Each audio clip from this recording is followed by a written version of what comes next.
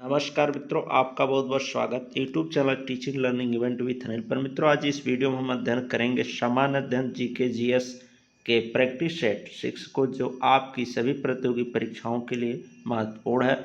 इसमें टॉप 20 प्रश्नों की महत्वपूर्ण प्रश्नोत्तरी को शामिल किया गया। ऐसे हर प्रैक्टिस सेट में 20 प्रश्नों की प्रश्नोत्तरी को शामिल किया जाता है। तो पूरा वीडियो को आप देखा करें। वीडियो अच्छा लगे तो लाइक शेयर और चैनल को सब्सक्राइब अवश्य कर लें। ऐसे ही प्रैक्टिस सेट को करने के लिए अगर आप इसके शेष जो 5 प्रैक्टिस सेट बन चुके हैं आप नहीं देखे हैं तो इस वीडियो के डिस्क्रिप्शन बॉक्स में लिंक मिल जाएगा, उसको आप देख सकते हैं। या तो चैनल के प्लेलिस्ट में विजिट करिए, वहाँ पर संपूर्ण वीडियो एक साथ मिल जाएगा। तो आइए शुरू करते हैं आज के प्रैक्टिस सेट को और देखते हैं पहला प्रश्न। पहला प्रश्न आपका और महत्वपूर्ण प्रश्न है संविधान से संबंधित। किस संशोधन अधिनियम द्वारा संपत्ति का अधिकार मूल अधिकारों से हटा लिया गया? तो ऑप्शन आपके सामने दिया गया है, आप खुद इस प्रश्न को सॉल्व करिए। क्या ऑप्शन आप सही करते हैं अपना नोट करिए, क्या हम बताते हैं आंसर उससे मैच करिए। कितने प्रश्न सही होते हैं आप वीडियो के कमेंट बॉक्स में अवश्य बताएं। आपका नाम आने वाले अगले वीडियो में लिया जाएगा कि इन्होंने इतना प्रश्न सही किया। तो आप लोग भी प्रैक्टिस सेट को किया करें, देखें कितना इसमें से आप सही कर पाते हैं। अगर आपको आ रहे हैं तो एक अच्छा रिवीजन हो जाएगा, और नहीं आ रहे हैं तो इन प्रश्नों से आप अवगत हो जाएंगे। तो देखते हैं किस संशोधन अधिनियम द्वारा संपत्ति का अधिकार मूल अधिकारों से हटा लिया गया। ऑप्शन आपके सामने है 39वें संशोधन द्वारा, 42वें संशोधन द्वारा, 44वें संशोधन द्वारा और 46वें संशोधन द्वारा। तो इस प्रश्न का जो करेक्ट ऑप्शन है सी होगा, 44वें संविधान संशोधन द्वारा। 44वें संविधान संशोधन द्वारा जो संपत्ति का अधिकार था मूल अधिकारों से हटा लिया गया। और इस 42वें संविधान संशोधन से भी महत्वपूर्ण प्रश्न बनता है। इस संविधान संशोधन के द्वारा आपके संविधान में धर्मनिरपेक्ष, समाजवादी, अखंडता, ये सब शब्द जोड़े गए थे। ठीक, तो ये ध्यान दीजिएगा। धर्मनिरपेक्ष, अखंडता और समाजवादी, ये शब्द इसी संशोधन 42वें संविधान संशोधन 1976 के द्वारा जोड़े गए। तो इस प्रश्न से, इस ऑप्शन से भी ये महत्वपूर्ण प्रश्न बन रहा था, इसको भी मैंने बता दिया। तो इस प्रश्न का जो करेक्ट ऑप्शन है आपका 44वां कि 44वें संविधान संशोधन के द्वारा संपत्ति के मूल अधिकार को हटा लिया गया, और 42वें संविधान संशोधन के द्वारा संविधान में समाजवादी, धर्मनिरपेक्ष एवं अखंडता शब्द जोड़े गए। आइए नेक्स्ट अगला प्रश्न देखते हैं। अगला प्रश्न आपका दूसरा प्रश्न है, निम्नलिखित में से कौन सा विषय भारतीय संविधान की 7वीं अनुसूची की सूची 3 का है? आपको बताना है। ऑप्शन आपके सामने है, दंड प्रक्रिया, पुलिस कारागार, लोक व्यवस्था। इसमें से क्या करेक्ट ऑप्शन है आपको बताना है। तो इस प्रश्न का जो करेक्ट ऑप्शन होगा ऑप्शन ए होगा, दंड प्रक्रिया। दंड प्रक्रिया जो है ये भारतीय संविधान की 7वीं अनुसूची की सूची 3 का विषय है। ठीक, और ये जो तीनों हैं पुलिस, कारागार और लोक व्यवस्था, ये सभी राज्य सूची के विषय हैं। ये ध्यान दीजिएगा, ये तीनों क्या हैं? राज्य सूची के विषय हैं। और यहाँ से ये भी जान लेते हैं कि राज्य सूची में कितने विषय हैं। तो राज्य सूची में कुल 66 विषय हैं, ये ध्यान दीजिएगा, यहाँ से भी प्रश्न बनता है। और समवर्ती सूची में पूछा जाए कितने विषय हैं समवर्ती सूची में, तो समवर्ती सूची में आपके विषय हैं 47 विषय आपके समवर्ती सूची में हैं, और 66 विषय राज्य सूची में सम्मिलित किए गए हैं। तो ये ध्यान रखिएगा। तो ये प्रश्न आपका था कौन सा विषय भारतीय संविधान की 7वीं अनुसूची की सूची 3 का यानी तीसरी सूची का विषय है। तो ये दंड प्रक्रिया जो है इसका करेक्ट ऑप्शन होगा। बाकी पुलिस, कारागार, लोक व्यवस्था ये राज्य सूची के विषय हैं। आइए नेक्स्ट अगला प्रश्न देखते हैं। अगला प्रश्न आपका तीसरा, निम्नलिखित में से पूर्व वैदिक आर्यों का सर्वाधिक लोकप्रिय देवता कौन था?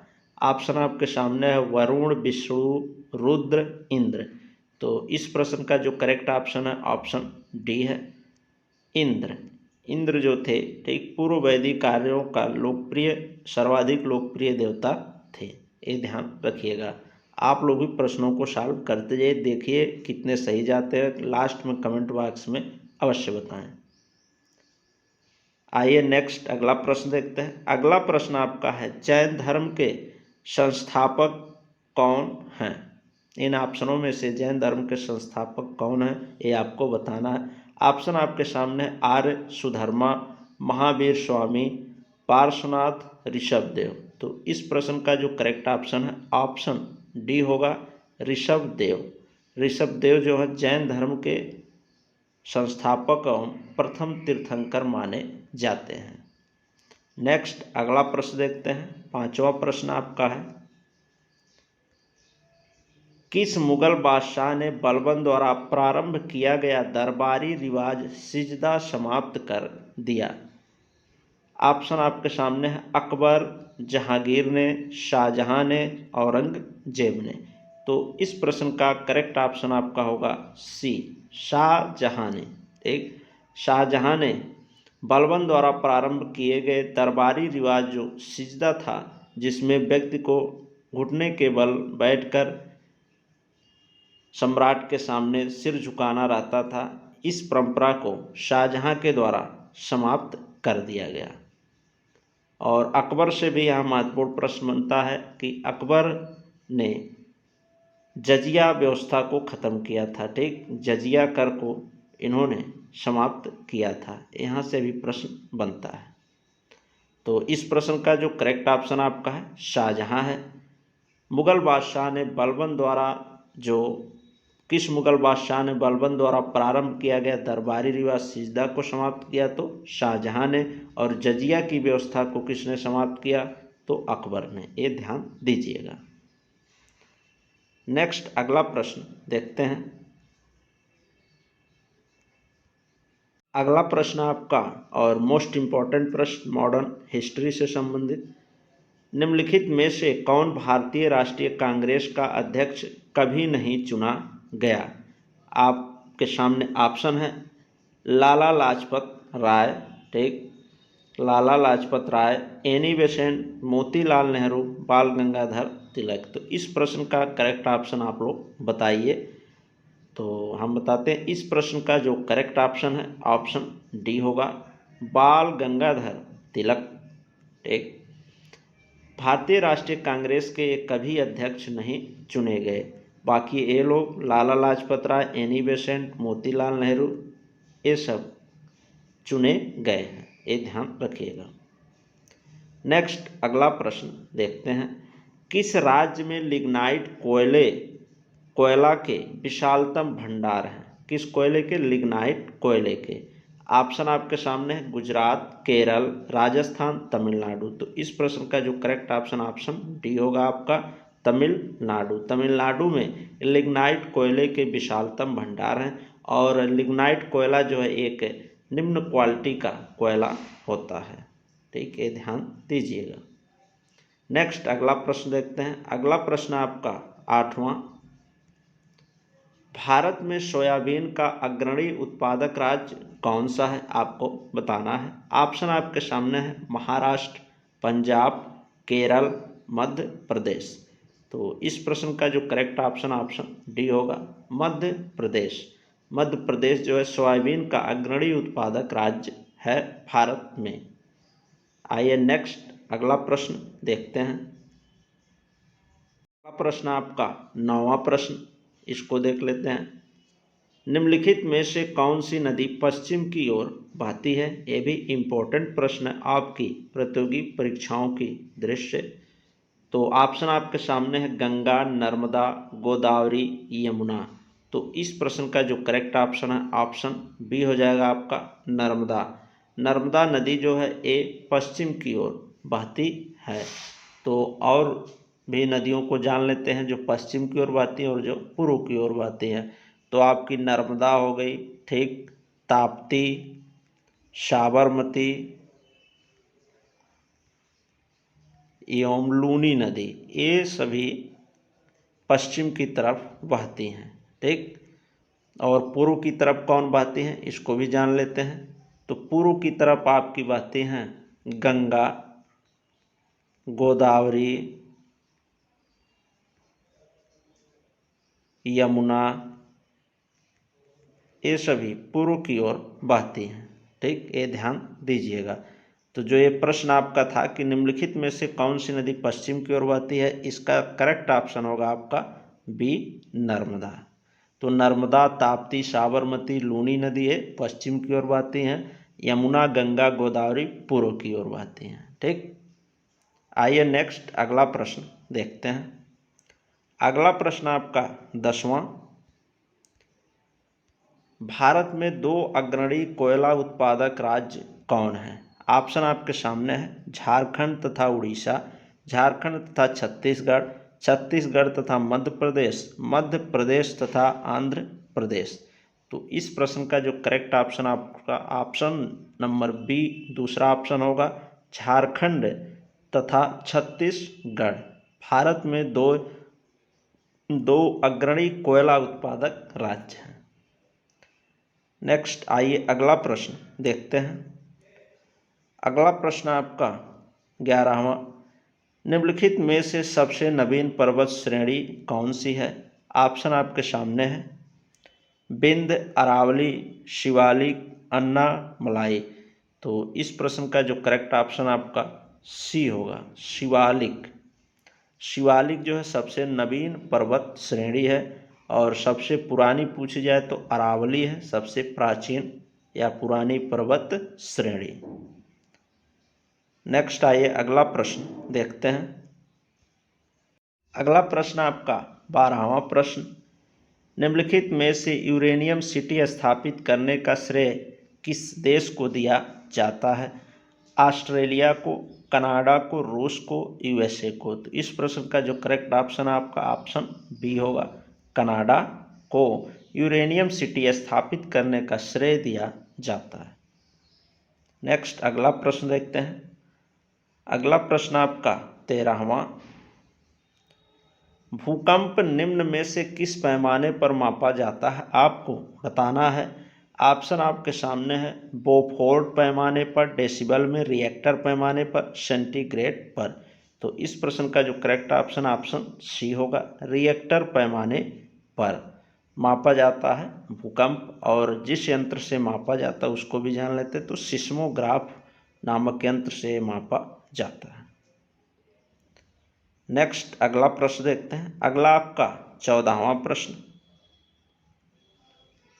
निम्नलिखित में से कौन सी नोबेल गैस वातावरण में नहीं पाई जाती है? आपको बताना है। ऑप्शन आपके सामने है, आर्गन, क्रिप्टॉन, जीनान, रेडान। तो इसका जो करेक्ट ऑप्शन है ऑप्शन डी होगा, रेडान। रेडान जो है ये नोबेल गैस वातावरण में नहीं पाई जाती है, ठीक। आइए नेक्स्ट अगला प्रश्न देखते हैं। अगला प्रश्न आपका 15वां। भारत का प्रथम तितली उद्यान कहाँ पर स्थित है? ऑप्शन आपके सामने है, बन्नरघाट जैव उद्यान बेंगलुरु, राष्ट्रीय पशु उद्यान कोलकाता, काजीरंगा राष्ट्रीय उद्यान कोई नहीं। तो इस प्रश्न का जो करेक्ट ऑप्शन ऑप्शन ए होगा, बन्नरघाट जैविक उद्यान बेंगलुरु में, ठीक। प्रथम जो तितली उद्यान है यहीं पर स्थित है। और ऑप्शन सी से भी महत्वपूर्ण प्रश्न आपका बनता है कि काजीरंगा राष्ट्रीय उद्यान, तो ये एक सींग वाले गैंडे के लिए फेमस है, इसको ध्यान दीजिएगा। आइए नेक्स्ट अगला प्रश्न देखते हैं। अगला और महत्वपूर्ण प्रश्न आपके सामान्य विज्ञान के सिलेबस से।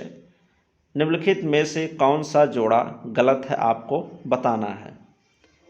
ऑप्शन आपके सामने है प्लेग चूहा, यानी जो प्लेग रोग है ये चूहा से होता है। रेबीज रोग है ये कुत्ता से होता है। टेपवर्म सुअर से होता है। पोलियो बंदर के द्वारा फैलता है। तो इन चारों ऑप्शनों में आपको जो गलत ऑप्शन हो वो बताना है।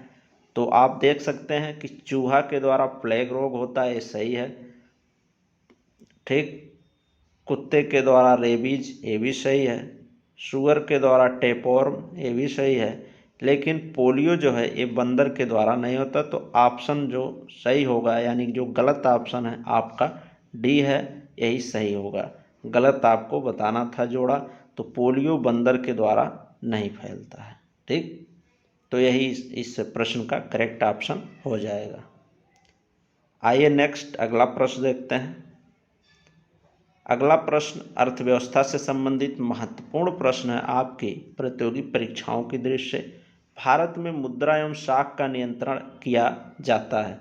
ऑप्शन आपके सामने सेंट्रल बैंक ऑफ इंडिया द्वारा, भारतीय रिजर्व बैंक द्वारा, भारतीय स्टेट बैंक द्वारा, पंजाब नेशनल बैंक द्वारा। तो इस प्रश्न का जो करेक्ट ऑप्शन बी हो जाएगा, भारतीय रिजर्व बैंक के द्वारा। ठीक, भारत में मुद्रा एवं शाख का नियंत्रण किया जाता है आरबीआई द्वारा, ये ध्यान दीजिएगा। नेक्स्ट अगला प्रश्न देखते हैं। अगला प्रश्न आपका 18वां, जनगणना 2011 के अनुसार भारत में पुरुष साक्षरता दर कितनी है? ऑप्शन आपके सामने है 65.14%, 72.14%, 82.14%, 10.21%। इस प्रश्न का जो करेक्ट ऑप्शन सी होगा, 82.14% 2011 जनगणना के अनुसार भारत की पुरुष साक्षरता दर है। आइए नेक्स्ट अगला प्रश्न देखते हैं। अगला 19वां प्रश्न है। एक प्रश्न और बचा है आपकी इस प्रैक्टिस सेट श्रृंखला का।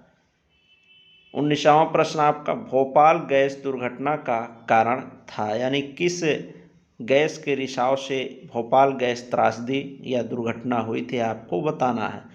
ऑप्शन आपके सामने, पहला ऑप्शन है मिथाइल आइसोसाइनाइड द्वारा रिसाव के द्वारा, नाइट्रोजन डाइऑक्साइड का रिसाव, सल्फर डाइऑक्साइड का रिसाव, कार्बन मोनोऑक्साइड का रिसाव। तो इस प्रश्न का जो करेक्ट ऑप्शन है, ऑप्शन ए होगा, मिथाइल आइसोसाइनाइड के रिसाव के द्वारा भोपाल गैस त्रासदी हुई थी। और ये कब हुई थी? तो 1984 में हुई थी, ये ध्यान दीजिएगा। नेक्स्ट अगला प्रश्न और अंतिम प्रश्न इस प्रैक्टिस सेट श्रृंखला 6 का 20वां प्रश्न आपका, भारतीय संविधान में राज्यों का संघ की संकल्पना को प्राप्त किया गया है। ऑप्शन आपके सामने है, अमेरिका के संविधान से, ऑस्ट्रेलिया के संविधान से, रूस के संविधान से, स्विट्जरलैंड के संविधान से। तो बता दें मित्रों, इस प्रश्न का जो करेक्ट ऑप्शन है वो इसमें है ही नहीं, मिसप्रिंट थोड़ा हो गया है, इसके लिए सॉरी। मैं बता दे रहा हूँ, इस प्रश्न का करेक्ट ऑप्शन कनाडा होगा, ये ध्यान दीजिएगा। ठीक, कनाडा के द्वारा जो राज्यों का संघ की संकल्पना है, ये कनाडा के संविधान से लिया गया है। इसमें वो ऑप्शन ही नहीं लिखा गया है, तो इसको आप ध्यान दीजिएगा। भारतीय संविधान में जो राज्यों का संघ है की संकल्पना को कनाडा से लिया गया है। तो ये रहे मित्रों आज प्रैक्टिस सेट 6 के टॉप 20 प्रश्न। तो ऐसे ही प्रैक्टिस सेट को करने के लिए आप YouTube channel teaching learning event with Anil को सब्सक्राइब अवश्य कर लें। वीडियो अच्छा लगा हो तो लाइक शेयर वीडियो को अवश्य कर दें। ठीक मित्रों, धन्यवाद। मिलते हैं नेक्स्ट वीडियो में नेक्स्ट महत्वपूर्ण प्रश्नों की प्रश्नोत्तरी के साथ। तब तक के लिए धन्यवाद। नमस्कार मित्रों।